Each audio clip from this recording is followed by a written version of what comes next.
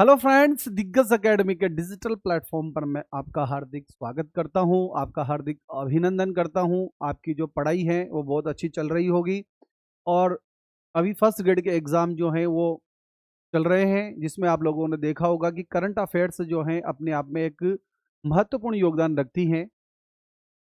तो उसी क्रम को हम कंटिन्यू करते हुए जो हमारी करंट अफेयर्स की जो सीरीज़ हैं, जिसमें हम डेली जो है करंट अफेयर्स वो सीरीज हमारी प्लेटफॉर्म पर कंटिन्यू है। लेकिन हम जो है मंथली जो करंट अफेयर्स हैं, जो फरवरी है, जनवरी है, 2026 की जो करंट अफेयर्स हैं, उसे हम आज से स्टार्ट कर रहे हैं हमारी सीरीज को। तो हम फरवरी 2026 की जो महत्वपूर्ण जो घटनाएं हैं, जो हमारे परीक्षा की दृष्टि से महत्वपूर्ण रहने वाली हैं, उनसे संबंधित चर्चा हम इस क्लास में करने वाले हैं। तो देखिए आप, सबसे पहले हम अंतर्राष्ट्रीय जो घटनाएं हैं, उसके बाद राष्ट्रीय हैं, फिर राज्य स्तरीय हैं, उन पे संबंधित क्रमवार हम चर्चा करेंगे। तो सबसे पहले हम बात करने वाले हैं आज अंतर्राष्ट्रीय परिदृश्य की। तो इसमें सबसे महत्वपूर्ण जो बात हमें देखने को मिल रही है कि भारत और इजराइल के संबंध से संबंधित। तो भारत और इजराइल का जो संबंध है, रणनीतिक जो संबंध है, यहाँ से आपकी मेंस परीक्षा में भी प्रश्न पूछा जा सकता है और आरएस प्री में तो 100% प्रश्न बनने की संभावना है। तो सबसे पहले हम बात करें कि प्रधानमंत्री नरेंद्र मोदी जी जो है हमारे, वो इजराइल की यात्रा पर गए फरवरी के अंतर्गत। 25 से 26 फरवरी जो है वो इजराइल की यात्रा पर रहे, राजकीय यात्रा पर रहे। और याद रखने वाली बात यह है कि ये मोदी जी की दूसरी इजराइल की यात्रा है। तो इजराइल के जो हमारे प्रधानमंत्री हैं इजराइल के, बेंजामिन नेतन्याहू के निमंत्रण पर प्रधानमंत्री नरेंद्र मोदी जो हैं 25 से 26 फरवरी को इजराइल की यात्रा पर रहे हैं। ये राजकीय यात्रा थी उनकी। और दूसरी इजराइल की यात्रा है तेल अवीव हवाई अड्डा जो है इजराइल का, वहाँ पर विशेष सम्मान के रूप में इजराइल के प्रधानमंत्री बेंजामिन नेतन्याहू और उनकी जो पत्नी है श्रीमती सारा नेतन्याहू ने स्वयं प्रधानमंत्री जी का क्या किया है, स्वागत किया है। तो यहाँ से एक सिंपल क्वेश्चन जो बन सकता है कि इजराइल के प्रधानमंत्री का नाम आपसे पूछा जा सकता है प्रश्न में। उसके बाद देखिए कि इजराइल की जो संसद है उसे नेसेट कहते हैं और मोदी जी जो हैं वो इजराइल की संसद को संबोधित करने वाले पहले भारतीय प्रधानमंत्री बने हैं। ये याद रखना आप लोगों को कि आपसे पूछा जा सकता है नेसेट क्या है। तो नेसेट जो है वो इजराइल की जो संसद है उसे नेसेट कहते हैं। प्रधानमंत्री जी जो है हमारे, उन्हें नेसेट की विशेष पूर्ण बैठक को संबोधित किया है। वो इजरायली संसद को संबोधित करने वाले पहले भारतीय प्रधानमंत्री बने हैं। नेसेट जो है वो इजराइल की संसद है, इसे संबोधित करने वाले मोदी जी जो हैं हमारे पहले भारतीय प्रधानमंत्री बने हैं। उसके बाद देखिए राष्ट्रपति जी से भेंट हुई इनकी। प्रधानमंत्री मोदी जी ने यरूशलेम में राष्ट्रपति जो हैं आइजैक हर्जोग से भेंट की और जो एक पेड़ माँ के नाम जो अभियान है, उस पहल के तहत जो है वृक्षारोपण भी किया। एक पेड़ माँ के नाम जो अभियान जो मोदी जी के द्वारा चलाया गया है, वो पहल जो है, उस पहल के तहत वृक्षारोपण का जो है कार्यक्रम यहाँ पर भी किया गया। उसके बाद सम्मान की बात करें अपन, प्रधानमंत्री नरेंद्र मोदी जी को भारत और इजराइल के बीच रणनीतिक संबंधों को सशक्त बनाने में असाधारण योगदान देने के लिए इजराइल की जो संसद है उसका जो सर्वोच्च जो सम्मान है, याद रखना, स्पीकर ऑफ द नेसेट से सम्मानित किया गया है। वेरी वेरी इंपॉर्टेंट है, याद रखना आप लोग कि मोदी जी को भारत और इजराइल के बीच में जो रणनीतिक जो संबंध हैं उनको सशक्त बनाने में उनका जो असाधारण योगदान था, उसके लिए इजराइल की संसद का जो सर्वोच्च जो सम्मान है, स्पीकर ऑफ द नेसेट से सम्मानित किया गया है। मोदी जी जो हैं इस सम्मान को प्राप्त करने वाले विश्व के पहले नेता हैं, भारत के नहीं विश्व के ही पहले नेता हैं। उन्हें ये सम्मान नेसेट को संबोधित करने के बाद इजराइल की संसद के जो अध्यक्ष हैं उनका नाम याद रखना है आपको, आमिर ओहान के ने प्रदान किया है। इजराइल की जो संसद है नेसेट, उसके अध्यक्ष का नाम याद रखना है आपको, आमिर ओहान जो है, इनके द्वारा ये सम्मान इनको दिया गया है। तो क्या क्या बात याद रखनी है कि इजराइल की यात्रा पर गए, दूसरी राजकीय यात्रा थी इनकी, नेसेट जो है इजराइल की संसद है उसको संबोधित करने वाले पहले भारतीय प्रधानमंत्री बने हैं, बिल्कुल याद रह जाएगा। उसके बाद भारत और इजराइल के जो रणनीतिक संबंध है उनको बढ़ाने के लिए जो असाधारण योगदान मोदी जी का है, उसके लिए उन्हें इजराइल की संसद का जो सर्वोच्च पुरस्कार है स्पीकर ऑफ द नेसेट से सम्मानित किया गया है। ठीक है, ये सम्मान पाने वाले ये विश्व के पहले नेता है। अब रणनीतिक संबंधों का क्या उन्नयन हुआ, उसमें सबसे पहले बात करें कि द्विपक्षीय जो समझौते हैं उनमें अपन शांति है, नवाचार है और समृद्धि के लिए विशेष रणनीतिक भागीदारी स्तर तक इसको बढ़ाना है। उसके बाद डी हाइफेनेशन नीति, डी हाइफेनेशन जो नीति है वो भारत की एक विदेश नीति है जिसके अंतर्गत जब हम किसी देश के साथ संबंध बनाते हैं तो उसके शत्रु देश के साथ हमारे जो संबंध हैं वो स्वतंत्र रूप से बने रहते हैं, उस पर इस जो समझौता है उसका कोई प्रभाव न पड़े। तो ये भारत की जो डी हाइफेनेशन जो नीति है, विदेश नीति, यह एक स्टैंड अलोन यात्रा थी जिसमें द्विपक्षीय जो समझौते होते हैं उनको मजबूत करने के लिए की जाती हैं, जिसमें फिलिस्तीन की यात्रा भी शामिल नहीं थी, जो भारत की डी हाइफेनेशन नीति को दर्शाता है। तो डी हाइफेनेशन नीति में क्या है, यह एक विदेश नीति का सिद्धांत है जिसके तहत देश प्रतिद्वंदी या संघर्ष देशों के साथ स्वतंत्र रूप से संबंध स्थापित करता है। इस नीति के तहत जो है वो स्वतंत्र संबंध स्थापित किए जाते हैं, याद रखिएगा आप लोग। इसमें क्या है, प्रमुख समझौते और MOU जो है उसके बारे में बात करें अपन तो 27 रिजल्ट हमें देखने को यहाँ मिलते हैं, जिसमें 17 समझौते जो हैं MOU हैं वो शामिल हुए हैं। याद रखना, कुल तो 27 परिणाम हमारे सामने आए जिसमें 17 समझौते शामिल हैं। यहाँ से प्रश्न बनेंगे। सबसे पहली बात है डिजिटल भुगतान। तो डिजिटल भुगतान जो है, डिजिटल भुगतान के लिए बात करें अपन तो UPI जो है हमारा यूनिफाइड पेमेंट्स इंटरफेस और NPCI इंटरनेशनल और इजराइल के मैस्यू के बीच इजराइल के अंतर्गत UPI के कार्यान्वयन और सीमा पार प्रेषण के लिए समझौता हुआ है। जो रेमिटेंस जो भेजा जाता है उसके लिए ये समझौता हुआ है। हमारा जो UPI है वो अब कहाँ पर, इजराइल के अंतर्गत भी कार्य करेगा। उसके बाद देखिए आप लोग कृषि नवाचार। कृषि नवाचार में जो नई पीढ़ी की कृषि तकनीकें हैं जैसे सटीक खेती है, उपग्रह आधारित सिंचाई के लिए भारतीय हमारा जो कृषि अनुसंधान परिषद है में भारत इजराइल कृषि नवाचार केंद्र की स्थापना की जाएगी। याद रखना आप लोग, भारत इजराइल जो हमारे को पता है कि बूंद बूंद सिंचाई जो पद्धति है वो इजराइल से है, तो भारत इजराइल कृषि नवाचार जो केंद्र है वो कहाँ पर, जो ICR है हमारा भारतीय कृषि अनुसंधान परिषद, वहां पर क्या है स्थापित किया जाएगा। इंपॉर्टेंट है, याद रखना आप लोग ये बात।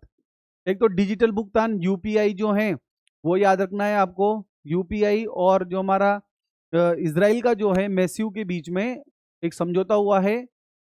दूसरा कृषि का नवाचार हुआ है, इसके अंतर्गत भारत इजराइल कृषि नवाचार केंद्र IINCA, याद रखना IINCA याद रखना है आपको, यह India Israel innovation centre for agriculture के लिए स्थापित होगा भारतीय कृषि अनुसंधान परिषद के अंतर्गत। दूसरी बात ये इंपॉर्टेंट है, श्रमिक गतिशीलता, लेबर मोबिलिटी। इजराइल जो है अगले 5 वर्षों में 50,000, याद रखना क्योंकि आजकल करंट अफेयर्स का ट्रेंड बदल चुका है, बिल्कुल कथन आता है उसमें आपको थोड़ा बहुत हेर फेर कर देते हैं। तो अगले 5 वर्षों में 50,000 भारतीय श्रमिकों को कोटा प्रदान करेगा। अब किस किस में, वाणिज्य, विनिर्माण और रेस्तरां क्षेत्रों के लिए 3 कार्यान्वयन प्रोटोकॉल पर हस्ताक्षर किए गए। 5 वर्षों में 50,000 श्रमिक, याद रखना आप लोग, 5 वर्षों में, अगले 5 वर्षों में 50,000 जो श्रमिक है उसका कोटा प्रदान करेगा।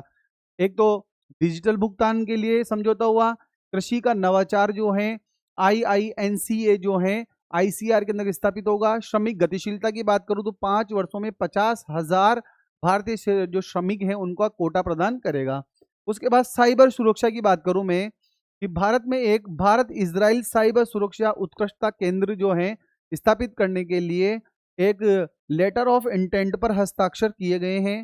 भूभौतिकी अन्वेषण में जो उन्नत एआई सिस्टम है, आर्टिफिशियल इंटेलिजेंसी तकनीक का उपयोग करके खनिज अन्वेषण के क्षेत्र में सहयोग पर एमओयू स्थापित हुआ, साइन हुआ है यहाँ पर।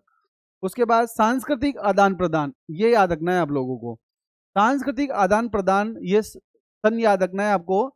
वर्ष 2026 से 29 की अवधि के लिए सांस्कृतिक विनिमय कार्यक्रम सीईपी, याद रखना आप, सांस्कृतिक विनिमय कार्यक्रम पर भी हस्ताक्षर किए गए हैं। समय याद रखना आपको 2026 से 29 तक, ये पूछा जा सकता है आपसे। उसके बाद वेरी वेरी इंपॉर्टेंट, समुद्री विरासत, जो लोथल गुजरात में राष्ट्रीय समुद्री विरासत परिसर NMHC के विकास के लिए सहयोग समझौता हुआ है। यहां से प्रश्न बनेगा कि जो समुद्री विरासत का जो संरक्षण करना है उसके लिए कहां पर, लोथल गुजरात में। कहां पर? लोथल गुजरात के अंतर्गत national maritime heritage complex, national maritime heritage complex जो है NMHC के विकास के लिए सहयोग के लिए समझौता हुआ है इजराइल से। कहां पर? लोथल गुजरात के में। ध्यान रखना आप लोग, ये प्रश्न बनेगा कि समुद्री विरासत जो है, नेशनल मेरीटाइम जो हमारा हेरिटेज कॉम्प्लेक्स है वो कहां पर है? लोथल गुजरात में। उसका विकास के लिए जो है वो इजराइल के साथ समझौता हुआ है। उसके बाद ये भी इंपॉर्टेंट है, नालंदा विश्वविद्यालय और हिब्रू यूनिवर्सिटी अपना शैक्षणिक आदान प्रदान हेतु यहाँ पर समझौते हुए हैं। तो 4-5 चीजें हमारी परीक्षा की दृष्टि से यहाँ से निकल के आती हैं।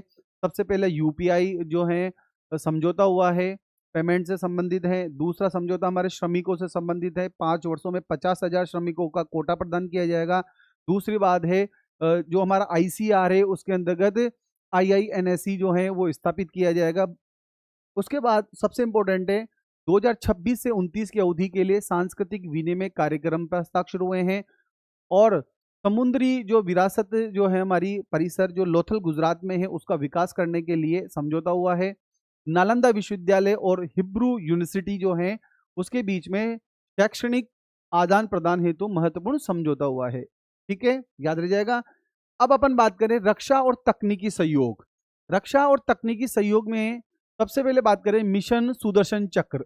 ये याद होना चाहिए आपको, मिशन सुदर्शन चक्र क्या है।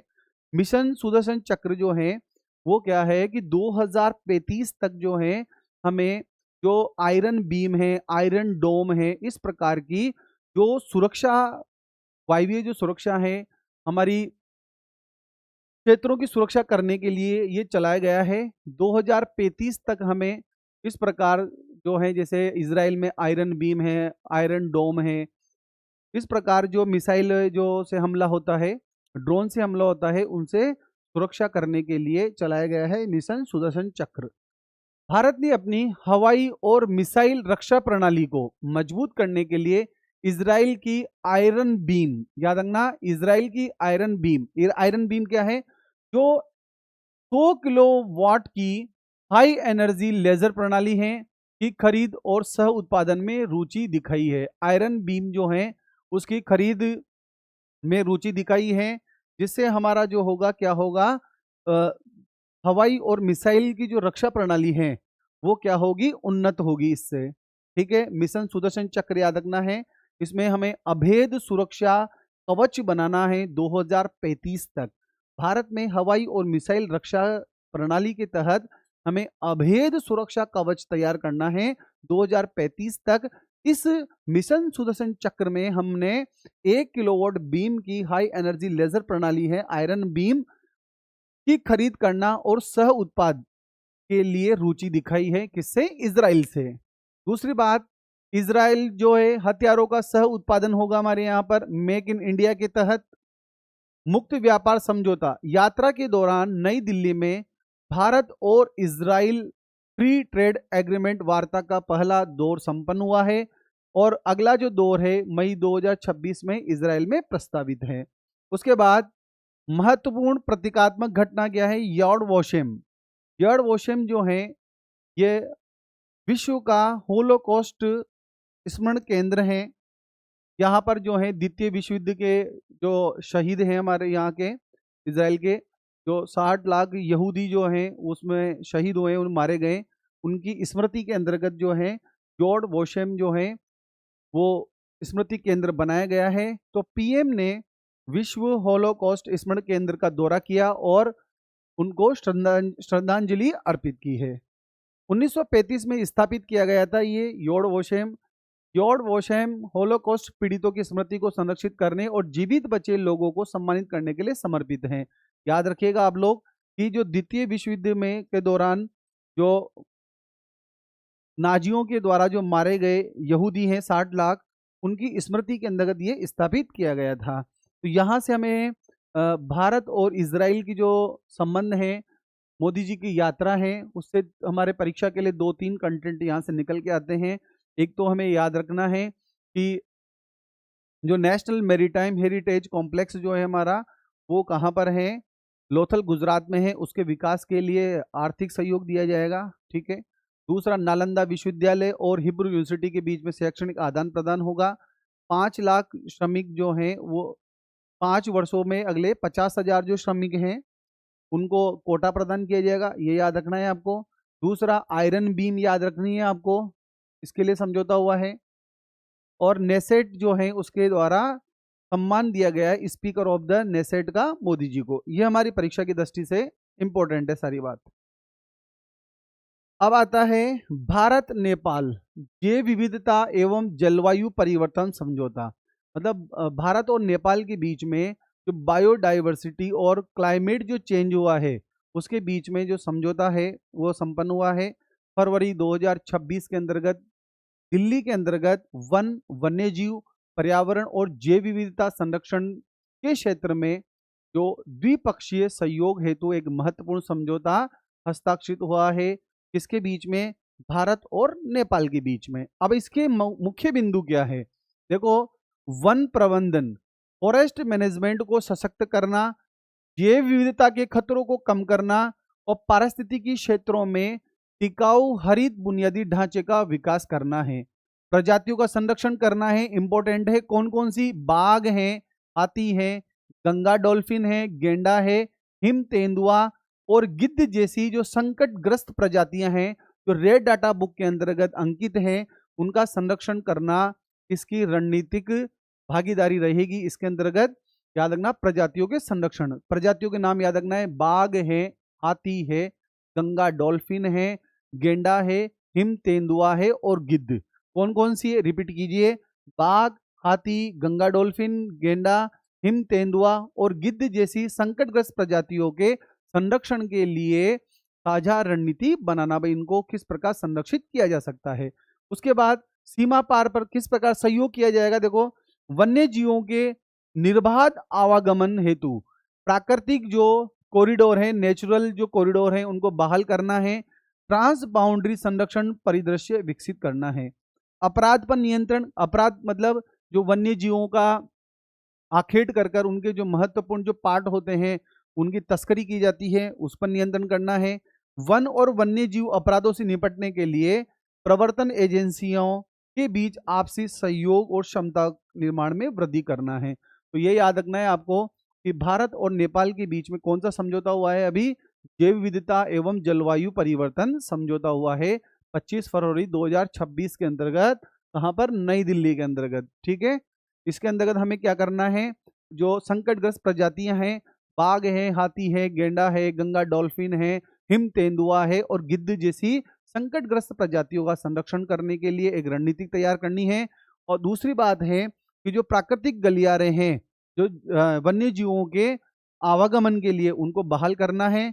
और अपराध पर नियंत्रण करने के लिए जो वन्य जीवों का शिकार होता है, आखेट होता है अवैध, और इनका जो आखेट होता है उसको पर जो अंग वगैरह बेचे जाते हैं, तस्करी की जाती है, उस पर नियंत्रण करना है, ठीक है। उसके बाद अगले बात करें अपन सेशेल्स के राष्ट्रपति की भारत की यात्रा। जो सेशेल्स के जो राष्ट्रपति हैं पैट्रिक हर्मनी, उनकी यात्रा है। और हमारे सेशेल्स और भारत के जो रणनीतिक संबंध हैं उसके 50 वर्ष पूरे हुए हैं। तो देखते हैं अपन, भारत सेशेल का एक साझा विजन है जो हमारी ब्लू इकोनॉमी है, समुद्री सुरक्षा से आर्थिक समृद्धि तक ब्लू इकोनॉमी को किस प्रकार बढ़ाया जा सकता है। देखें अपन, अब एक चीज याद रखना कि ये जितने भी देशों के जो राष्ट्रपति हैं, प्रधानमंत्री हैं, उनके नाम आपको याद रखना है, क्योंकि कई बार एग्जामिनर सामान्य सा प्रश्न आपसे पूछ ले जाता है, जैसे सेशल्स के राष्ट्रपति का नाम ही पूछ लिया आपसे, क्योंकि ये भी चर्चा का विषय है।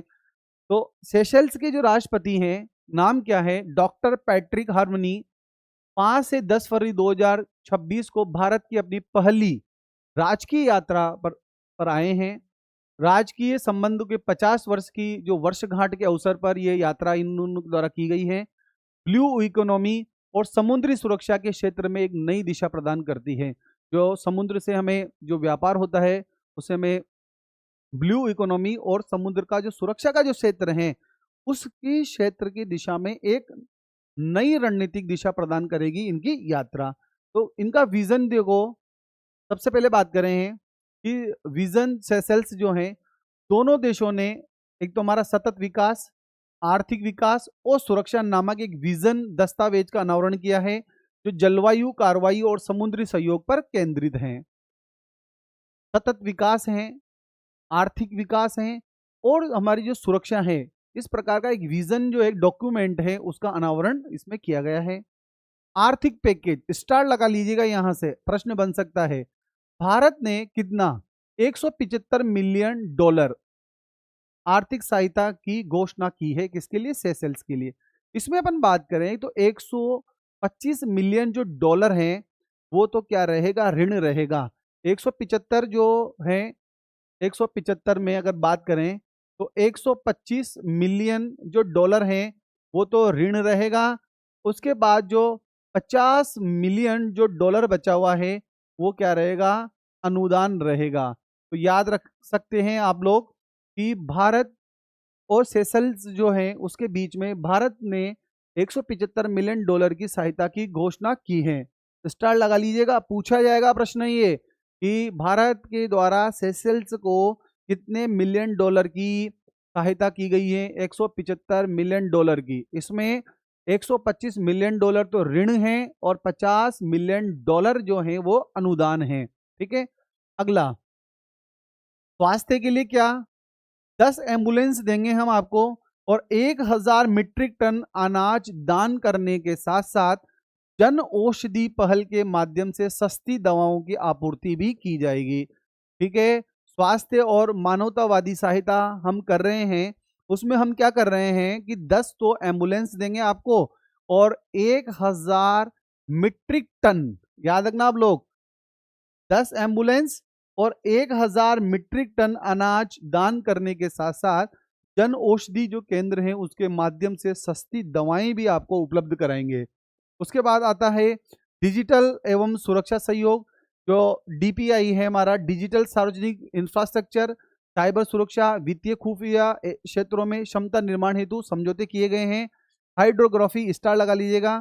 भारत की सहायता से सेशल्स में एक सेशल्स हाइड्रोग्राफिक इकाई की स्थापना की जाएगी।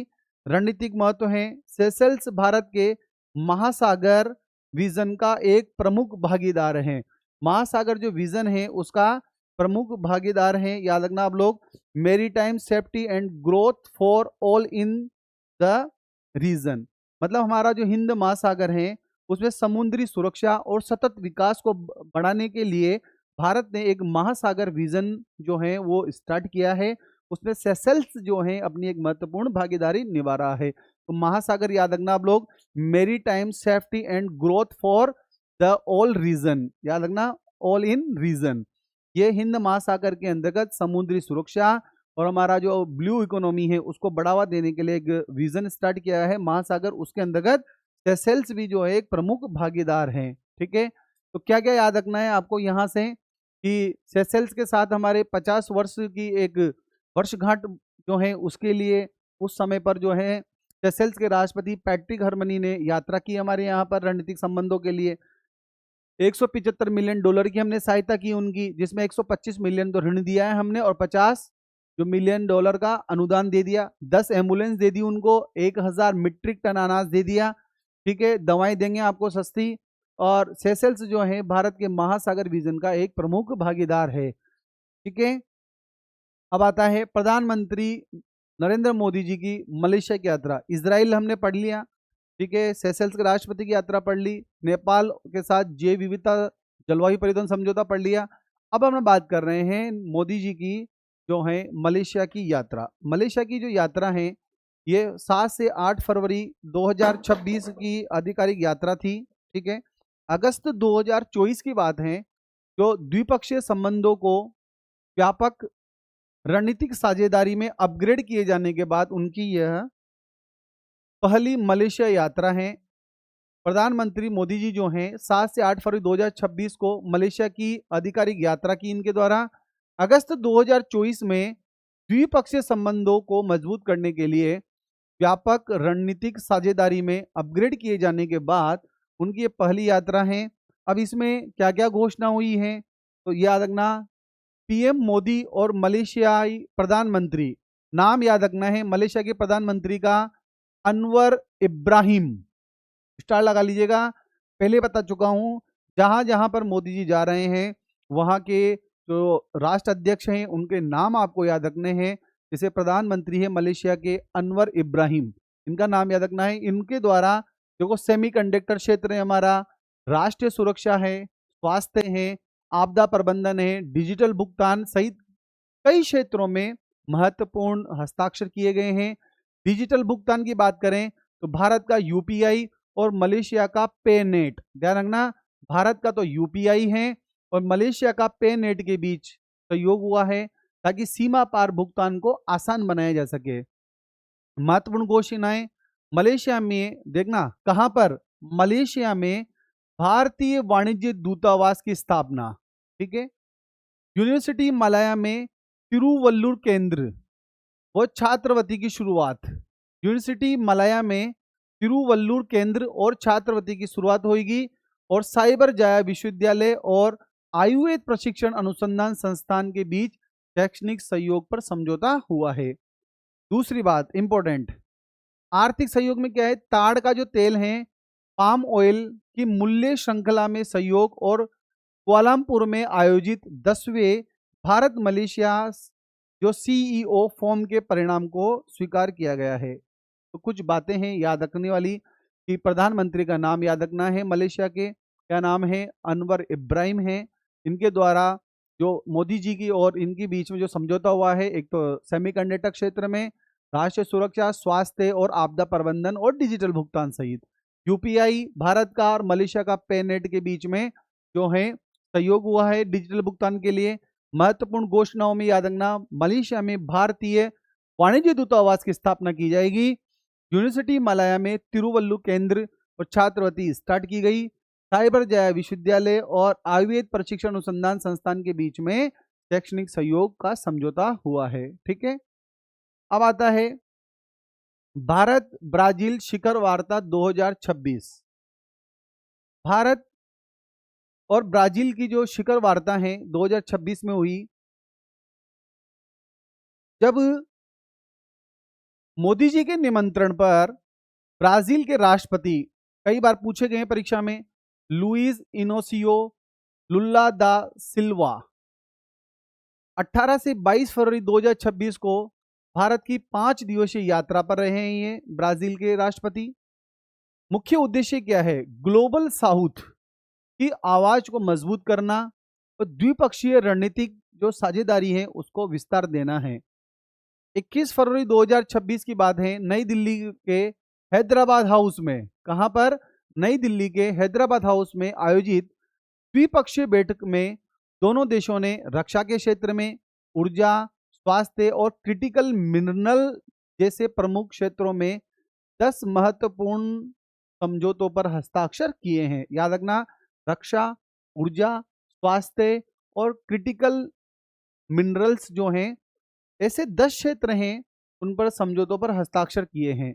ऐतिहासिक संदर्भ की बात करें कि राष्ट्रपति लुल्ला द सिल्वा जो हैं पूर्व 2024 में गणतंत्र दिवस में हमारे मुख्य अतिथि थे। 2007, 2008 और 2023 में G20 में भारत का दौरा किया, 7, 8 और 2023 में, और 2012 के अंतर्गत इनको इंदिरा गांधी शांति पुरस्कार से भी सम्मानित किया है। इसको, ब्राजील के राष्ट्रपति को। ब्राजील के जो राष्ट्रपति हैं ये 2004 में हमारे गणतंत्र दिवस के मुख्य अतिथि रहे हैं। उसके बाद 2007 में, 2008 में और 2023 के अंतर्गत जो हैं उन्होंने भारत का दौरा किया। और 2012 में हम बात करें तो इन्हें इंदिरा गांधी शांति पुरस्कार से सम्मानित किया। ठीक है। अब प्रमुख समझौते और घटनाओं की बात करें तो सबसे पहले बात करें एआई इम्पैक्ट समिट। अपनी यात्रा के दौरान ब्राजील के जो राष्ट्रपति हैं उन्होंने 19 से 20 फरवरी को नई दिल्ली के अंतर्गत जो आयोजित एआई इम्पैक्ट समिट, याद रखना आर्टिफिशियल इंटेलिजेंसी से संबंधित इम्पैक्ट समिट 2026 में विशिष्ट अतिथि के रूप में इन्होंने भाग लिया था। किसने? ब्राजील के राष्ट्रपति के द्वारा। दूसरा है क्रिटिकल मिनरल्स समझौता। भारत और ब्राजील ने दुर्लभ खनिज रेयर अर्थ मिनरल्स के खनन और प्रोसेसिंग के लिए एक ऐतिहासिक समझौता किया है, जिसमें ब्राजील के पास मौजूदा दुनिया के दूसरे सबसे बड़े 21 मिलियन मीट्रिक टन भंडार का लाभ जो है वो भारत को मिलेगा। सीधी सी बात है, भारत ने क्रिटिकल मिनरल्स के लिए समझौता किसके साथ किया है? ब्राजील के साथ किया है। ब्राजील के अंतर्गत जो है 21 मिलियन मीट्रिक टन जो है वो रेयर अर्थ मिनरल्स का जो खजाना है का लाभ जो है हमें मिलेगा।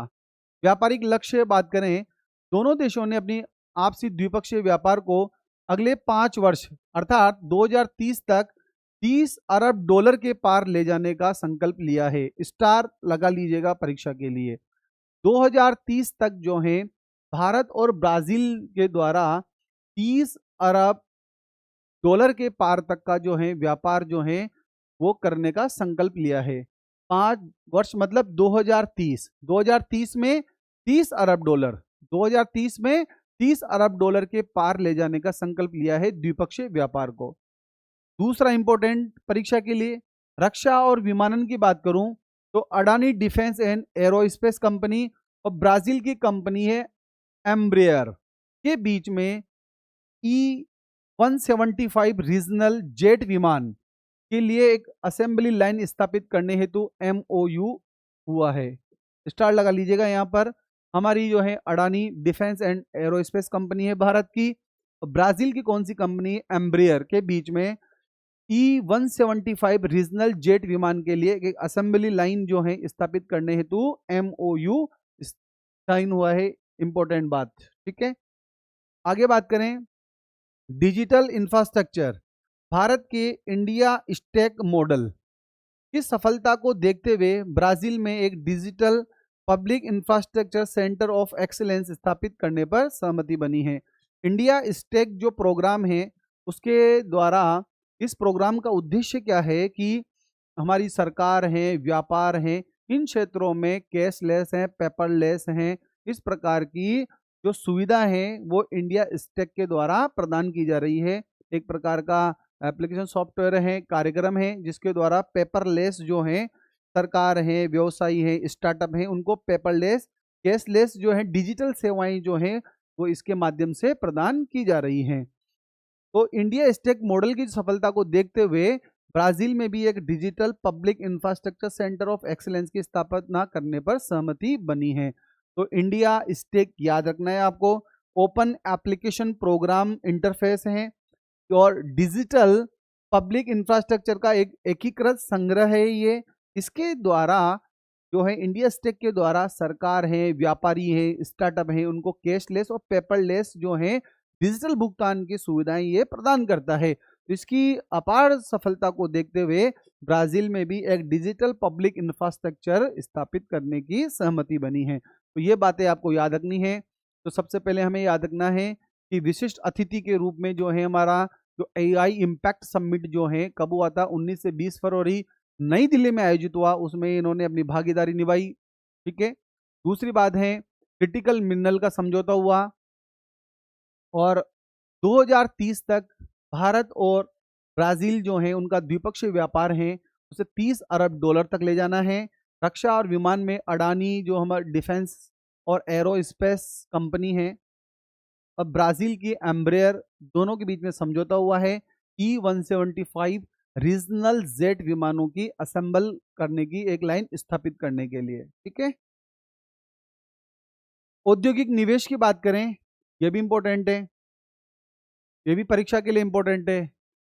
NMDC, national minerals development agency company वेले और अडानी गंगावरम पोर्ट, अडानी का पोर्ट के बीच में $500 मिलियन की लागत से भारत में एक लो अयस्क ब्लेंडिंग सुविधा शुरू करने पर समझौता हुआ है। याद रखना, NMDC वेले और अडानी गंगावरम पोर्ट के बीच में $500 मिलियन की लागत से भारत के अंतर्गत लो अयस्क ब्लेंडिंग जो सुविधा है वो स्टार्ट करने पर भी समझौता हुआ है। स्वास्थ्य और चिकित्सा की बात करूं तो बायोकॉन फार्मा और ब्राजील की फियोक्रूज के बीच सस्ती दवाओं की आपूर्ति और आयुर्वेद जैसी पारंपरिक चिकित्सा प्रणाली को बढ़ावा देने के लिए एक सहयोग पर हस्ताक्षर हुए हैं। तो ये भी इंपॉर्टेंट है। भारत की बायोकॉन फार्मा और ब्राजील की फियोक्रूज, बायोकॉन फार्मा और ब्राजील की फियोक्रूज के बीच में सस्ती दवाओं की आपूर्ति के लिए भी एक प्रकार का समझौता हुआ है। तो ब्राजील के साथ कौन कौन से समझौते हुए? एक तो क्रिटिकल मिनरल से संबंधित समझौता हुआ, ठीक है, याद रह जाएगा आपको। दूसरा है कि 2030 तक जो है व्यापार जो है द्विपक्षीय $30 अरब तक लेके जाना है, ठीक है। रक्षा और विमान में अडानी डिफेंस और एरोस्पेस, और ब्राजील की जो है कंपनी एम्ब्रेयर, उसके बीच में एक E-175 रीजनल जो विमान है, जेट विमान, उसको असेंबल करने की एक समझौता हुआ है। औद्योगिक निवेश में बात करें, NMDC वेले और अडानी पोर्ट के बीच में $500 मिलियन की लागत से भारत के अंतर्गत एक लो एस्क ब्लेंडिंग जो है वो सुविधा प्रारंभ करने की बात की गई है। बायोकॉन फार्मा और ब्राजील को फियोक्रूज जो है, दोनों की जो कंपनियां हैं उनके बीच में सस्ती दवाओं की आपूर्ति के लिए समझौता हुआ है। उसके बाद अन्य क्षेत्रों में बात करें, डाक सेवा है, MSME है, उद्यमिता, जनसंचार जैसे क्षेत्रों में तकनीकी आदान प्रदान के लिए भी समझौते पर हस्ताक्षर किए गए हैं। उसके बाद देखिए कुछ न्यूज की बात है। प्रधानमंत्री नरेंद्र मोदी को ब्राजील का सर्वोच्च नागरिक सम्मान grand collar of the national order of the southern cross, ये 2025 के अंतर्गत इनको मिल चुका है मोदी जी को। ध्यान रखना, ये पूछा जा सकते हैं पुरस्कार। Grand collar of the national order of the southern cross, southern cross जो है वो ब्राजील का सर्वोच्च नागरिक सम्मान है जिसके द्वारा मोदी जी को सम्मानित किया गया है 8 जुलाई 2025 में। अब आते हैं फ्रांसीसी राष्ट्रपति, नाम याद रखना, इमैनुअल मैक्रो की भारत की यात्रा, ये भी फरवरी में आए हैं हमारे यहाँ। फ्रांस के राष्ट्रपति इमैनुअल मैक्रो अपनी पत्नी, क्या है नाम, फर्स्ट लेडी ब्रिजिट मैक्रो के साथ 17 से 19 फरवरी 2026 को भारत की 3 दिवसीय आधिकारिक यात्रा पर रहे हैं। इस समय इन्होंने रक्षा, आर्टिफिशियल इंटेलिजेंसी, उच्च तकनीक के क्षेत्रों में द्विपक्षीय सहयोग को अधिक सशक्त बनाने की प्राथमिकता जाहिर की है। यात्रा के दौरान नरेंद्र मोदी और राष्ट्रपति मैक्रो ने दोनों देशों के संबंधों को विशेष वैश्विक रणनीतिक साझेदारी के स्तर पर उन्नत करने की साझा घोषणा की है कि हम हमारे संबंधों को विशेष वैश्विक रणनीतिक साझेदारी स्तर तक पहुंचाएंगे। अब देखो क्या क्या रणनीतिक पहल है। सबसे पहले अपन बात करें कि राष्ट्रपति मैक्रो की ये कौन सी यात्रा है, चौथी भारत की यात्रा है। इसके पूर्व में 2018, 2023 में G20 में आए ही है और 2024 में गणतंत्र दिवस के मुख्य अतिथि थे और चौथी बार अभी पधारे हैं फरवरी के अंतर्गत। नवाचार, दोनों नेताओं ने संयुक्त रूप से वर्ष 2026 को, स्टार लगा लीजिएगा आप लोग, वर्ष 2026 को भारत फ्रांस नवाचार वर्ष, India France year of innovation के रूप में मनाने का उद्घाटन किया है। इंपॉर्टेंट याद रखना, पूछा जा सकता है कि कौन से वर्ष को भारत फ्रांस नवाचार वर्ष मनाने की बात की गई है, उद्घाटन किया गया है, तो कौन सा वर्ष है ये? 2026 वाला। होराइजन 2047, द्विपक्षीय संबंधों के होराइजन 2047 के रोड मैप की प्रगति की समीक्षा करने हेतु अब प्रतिवर्ष विदेश मंत्री स्तरीय वार्ता आयोजित करने पर सहमति बनेगी। होराइजन 2047 जो है ये 2023 के अंतर्गत प्रारंभ हुआ था और 25 वर्षों का एक कार्यक्रम है जिसमें द्विपक्षीय साझेदारी शामिल है। इसके अंतर्गत इसके लिए प्रति वर्ष जो है अब विदेश मंत्री स्तरीय वार्ता आयोजित करने पर सहमति बनी है। याद रखना आप लोग, होराइजन 2047 जो है 2023 में प्रारंभ किया गया था ये, और 25 वर्षों का एक द्विपक्षीय एक साझेदारी जो है समझौता है। इसके अंतर्गत अब जो है प्रति वर्ष विदेश मंत्री स्तरीय वार्ता की बात पर सहमति बनी है। उसके बाद आता है वीजा सुविधा। एक महत्वपूर्ण घोषणा है जिसमें भारतीय नागरिकों को फ्रांसीसी हवाई अड्डों के माध्यम से वीजा मुक्त पारगमन की सुविधा 6 महीने के पायलट आधार पर देने की घोषणा की है। तो वीजा सुविधा भी हम प्रदान करेंगे। फ्रांस का कहना है कि फ्रांसीसी हवाई अड्डों के माध्यम से वीजा मुक्त पारगमन जो है वो 6 महीने के पायलट आधार पर देने का निर्णय लिया है। अब इम्पोर्टेंट है, रक्षा और विमान के क्षेत्र में बड़ा समझौता हुआ। हैमर मिसाइल का निर्माण, स्टार लगा लीजिएगा आप लोग। हैमर मिसाइल कहां पर? देखो, भारत में हैमर मिसाइल बनेगी।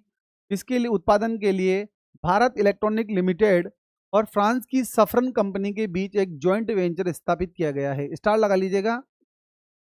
भारत और फ्रांस के बीच में जो हैमर मिसाइल को बनाने का एक समझौता हुआ है, जिसमें भारत की कंपनी है भारत इलेक्ट्रॉनिक लिमिटेड बेल और फ्रांस की सफरान कंपनी के बीच में एक जॉइंट वेंचर, ठीक है। H-125 असेंबली लाइन दोनों नेताओं ने कहां पर?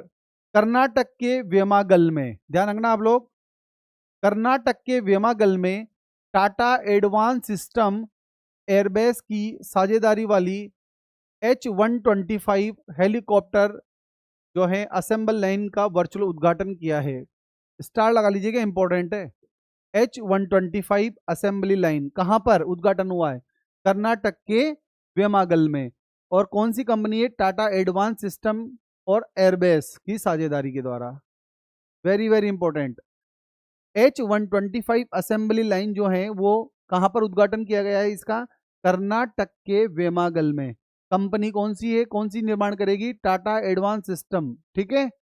विमान उत्कृष्टता केंद्र, very very most important, Uttar Pradesh के कानपुर में, उत्तर प्रदेश के कानपुर में स्थित राष्ट्रीय कौशल प्रशिक्षण जो संस्थान है उसमें भारत फ्रांस राष्ट्रीय विमान उत्कृष्टता केंद्र स्थापित किया जाएगा, जो हमारा पीएम सेतु कार्यक्रम का हिस्सा होगा। देखो कितने इंपॉर्टेंट प्रश्न है यहाँ से 2-3 प्रश्न इसी 3 लाइनों से बनने वाले हैं। हैमर मिसाइल का निर्माण होगा, ठीक है।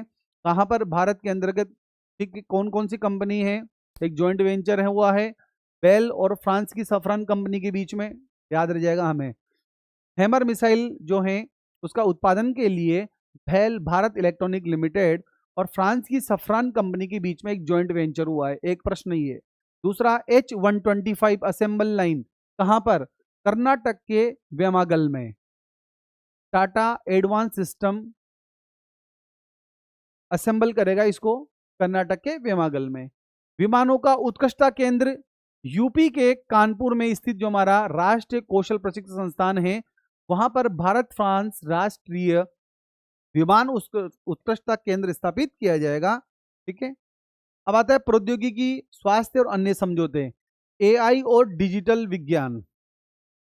नई दिल्ली के एम्स में स्वास्थ्य सेवाओं क्षेत्र में आर्टिफिशियल इंटेलिजेंस के उपयोग के लिए इंडो फ्रेंच सेंटर शुरू किया जाएगा। साथ ही डिजिटल विज्ञान के लिए एक संयुक्त केंद्र भी स्थापित होगा। कहां पर? एम्स दिल्ली के अंतर्गत। इंडो फ्रेंच सेंटर कहां पर होगा? एम्स दिल्ली के अंतर्गत। दूसरा, क्रिटिकल मिनरल्स, भविष्य की ऊर्जा जरूरतों को ध्यान में रखते हुए दोनों देशों ने क्रिटिकल मिनरल्स और मेटल्स में आपसी सहयोग के लिए एक संयुक्त घोषणा पत्र पर हस्ताक्षर किए हैं, क्रिटिकल मिनरल्स के लिए। अब आता है स्वच्छ ऊर्जा और डाक। रिन्यूएबल एनर्जी जो अक्षय ऊर्जा के क्षेत्र में सहयोग बढ़ाने, डाक सेवाओं में तकनीकी आदान प्रदान करने के लिए भारत का जो हमारा डाक विभाग और फ्रांस के ला पोस्ट के बीच में समझौता हुआ है। स्वच्छ ऊर्जा और डाक में भी यहाँ समझौता हुआ है कि हमारा भारत का डाक विभाग और फ्रांस के ला पोस्ट के बीच में एक समझौता हुआ है डाक सेवाओं के लिए। आर्थिक प्रोटोकॉल, दोनों राष्ट्रों के बीच में निवेश और व्यापार को सुगम बनाने के लिए डबल टैक्स अवॉइडेंस एग्रीमेंट के प्रोटोकॉल में आवश्यक संशोधन किए गए हैं। ध्यान रखना, फिर डबल टैक्स जो लग जाता है उसमें संशोधन किया गया है, उसको स्वीकार किया गया है। भारत और फ्रांस में कर संधि में संशोधन में मोस्ट फेवरेट नेशन का जो दर्जा है वो समाप्त हो चुका है। ये इंपॉर्टेंट है, यही वाली बात को यहाँ एक्सप्लेन किया गया है कि भारत और फ्रांस ने अपने दोहरे कराधान वंचन समझौता, बता दोहरा कराधान वंचन जो समझौता है DTAA में संशोधन करते हुए मोस्ट फेवरेट नेशन क्लोज को पूरी तरह हटा दिया है। वित्त मंत्रालय के द्वारा 23 फरवरी 2026 को अधिकृत अधिसूचित ये बदलाव राष्ट्रपति इमैनुअल मैक्रों की हालिया भारत यात्रा के दौरान हुए समझौते का हिस्सा है, जिसके तहत 1992 में जो मूल संधि के प्रोटोकॉल को अद्यतन किया गया है। ध्यान रखना आप लोग, 1992 में जो संधि हुई थी दोहरे कराधान वंचन समझौता, उसमें संशोधन किया गया है और मोस्ट फेवरेट नेशन जो है उसका क्लोज जो है पूरी तरह हटा दिया गया है। अब इसमें मुख्य बिंदु क्या है? मोस्ट फेवर्ड क्लोज का विलोपन।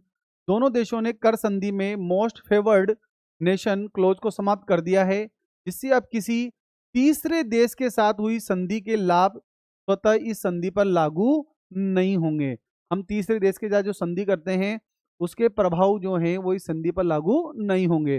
मोस्ट फेवर्ड नेशन का जो क्लोज था वो समाप्त कर दिया गया है। आपसे पूछा जा सकता है मेंस के अंतर्गत भारत और फ्रांस के बीच का जो कर संधि का जो संशोधन हुआ है के बारे में आपसे 50 शब्दों में प्रश्न पूछा जा सकता है। लाभांश में क्या हुआ? देखो यहाँ पर टैक्स की नई दरें, लाभांश पर लगने वाला टैक्स की एक समान 10% की दर को अब 2 श्रेणियों में विभाजित कर दिया गया है। 10% को 2 श्रेणी में विभाजित किया गया। जैसे अपन बात करें कि बड़े व्यापारी हैं उनसे जो है पहले 10% लिया जा रहा था, उसको घटाकर 5% कर दिया, और छोटे जो व्यापारी हैं उनको पर 5% बढ़ाकर उसको 15% कर दिया गया है। तो बड़े निवेशकों के लिए क्या प्रावधान है?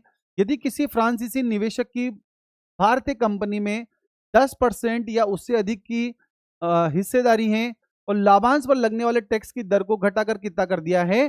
5% कर दिया है। ये बात याद रखनी है, आपसे पूछा जा सकता है। भारत और फ्रांस का जो कर संशोधन हुआ है 2026 में, उसके बारे में आपसे पूछा जा सकता है ये कि बड़े निवेशकों के लिए प्रावधान, यदि कोई फ्रांसीसी निवेशक हैं और उसने इंडिया की कंपनी में अपनी 10% या उससे अधिक हिस्सेदारी कर रखी है और उसको लाभांश जो है वो लगने वाला जो टैक्स है उसको घटाकर कितना कर दिया है? 5% कर दिया है।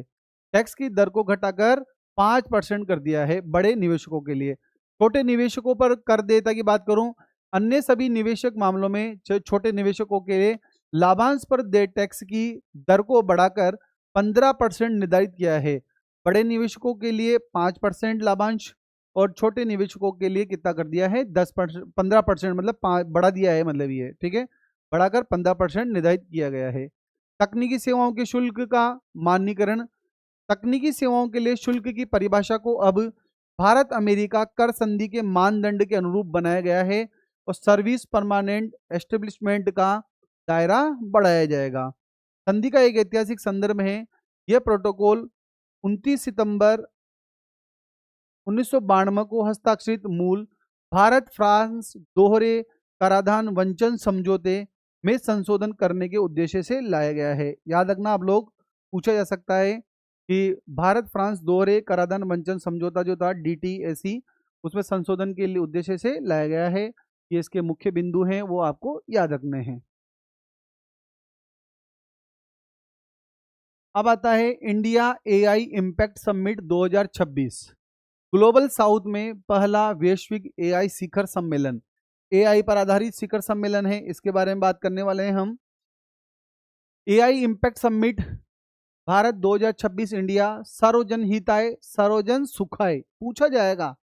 AI इम्पैक्ट जो है उसका टैग लाइन सर्वजन हिताय सर्वजन सुखाय, welfare for all happiness for all, ठीक है।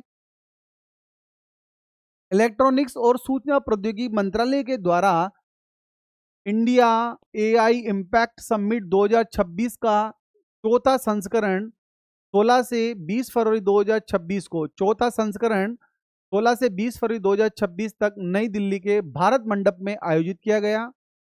ये इंपॉर्टेंट याद रखना। सर्वजन हिताय, सर्वजन सुखाय, welfare for all, happiness for all की थीम पर आधारित इस शिखर सम्मेलन का उद्घाटन प्रधानमंत्री मोदी जी के द्वारा 19 फरवरी को किया गया। ये ग्लोबल साउथ में आयोजित होने वाला पहला वैश्विक एआई शिखर सम्मेलन है जो पीपुल्स, प्लेनेट और प्रोग्रेस 3 स्तंभों पर आधारित है। याद रखना 3 स्तंभ कौन सा है? पीपीपी, पीपुल, प्लेनेट और प्रोग्रेस। ये भी पूछा सकता है, इसके 3 स्तंभ कौन से हैं? पीपुल, प्लेनेट और प्रोग्रेस।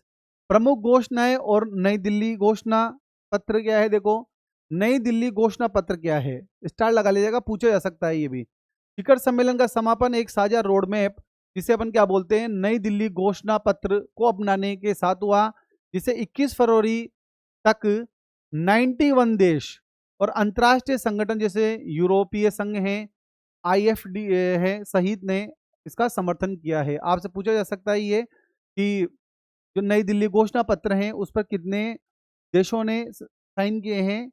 91 देश ने 21 फरवरी तक हस्ताक्षर कर दिए थे। अंतर्राष्ट्रीय संगठनों ने अपना समर्थन दे दिया है इसके लिए। मानव विजन इंपॉर्टेंट लगा लीजिएगा। प्रधानमंत्री मोदी जी ने एआई के लिए भारत का मानव विजन प्रस्तुत किया। इसमें M का मतलब है नैतिक तंत्र, A का मतलब है अकाउंटेबिलिटी, N का मतलब है राष्ट्र संप्रभुता, A का मतलब है सुलभ और समावेशी और V का मतलब है कानूनी और सत्यापन योग्य सिद्धांतों पर आधारित है ये। उसके बाद new Delhi AI impact commitments, जो केंद्रीय मंत्री हमारे अश्विनी वैष्णव ने वैश्विक और भारतीय कंपनियों के द्वारा एआई सुरक्षा नवाचार के लिए किए गए स्वैच्छिक वादों की घोषणा की है।